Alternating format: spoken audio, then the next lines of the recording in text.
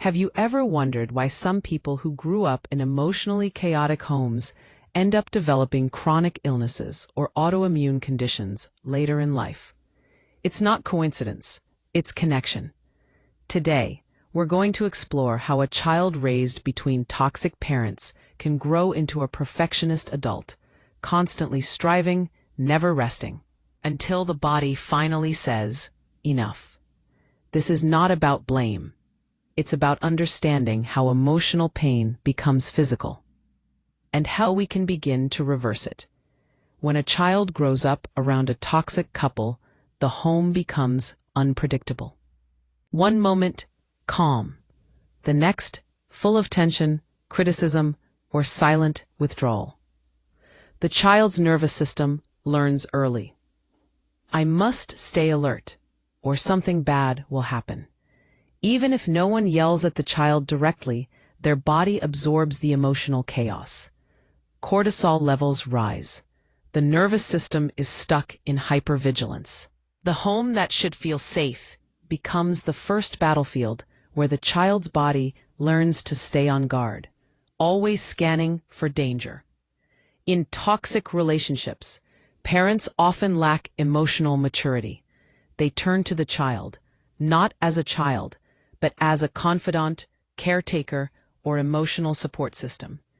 The child becomes the peacekeeper, the listener, the fixer. They carry adult responsibilities before their brain or body is ready. The message they receive is silent but powerful. My needs don't matter. My role is to make others happy.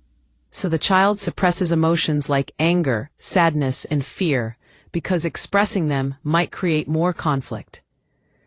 That suppression doesn't disappear. It's stored in the body as chronic tension and unprocessed stress.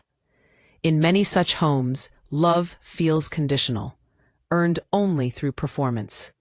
Maybe the parents fight, but both unite in expecting the child to be the good one, to achieve, to excel, to never disappoint. So the child becomes the high achiever, not out of joy, but survival. Perfection becomes protection. Success becomes safety. But deep down, the child learns that failure equals rejection, and vulnerability equals danger. They grow up believing that being good enough means being flawless.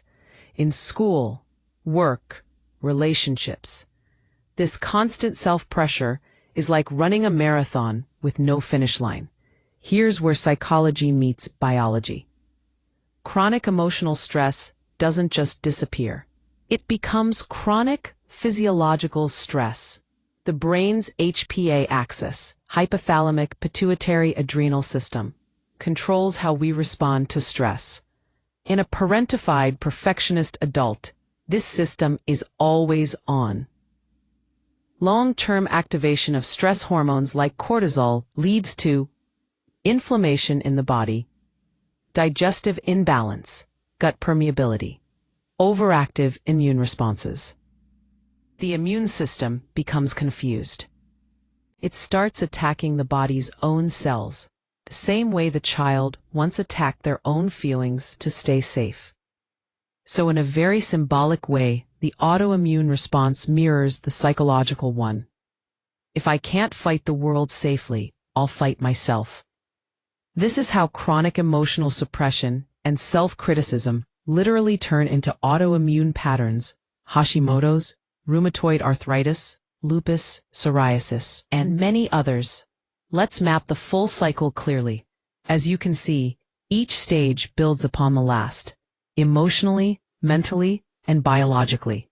Now let's talk about the good news. The body and mind are capable of relearning safety. Healing doesn't come from achieving more. It comes from strong, unlearning survival mode. Trauma-informed or psychodynamic therapy to release the burden of parentification. It's trying to protect you the only way it knows how.